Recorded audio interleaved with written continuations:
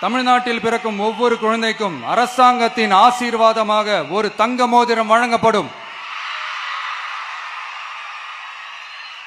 கூடவே ஒரு baby welcome கிட்டும் வழங்கப்படும்.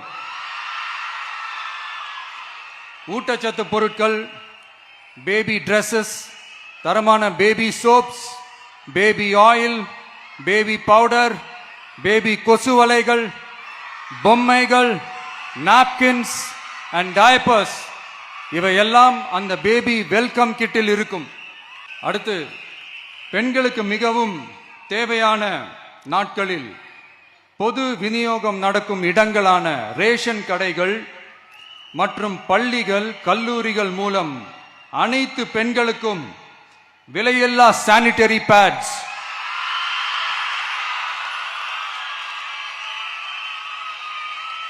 வழங்குவது உறுதி செய்யப்படும்.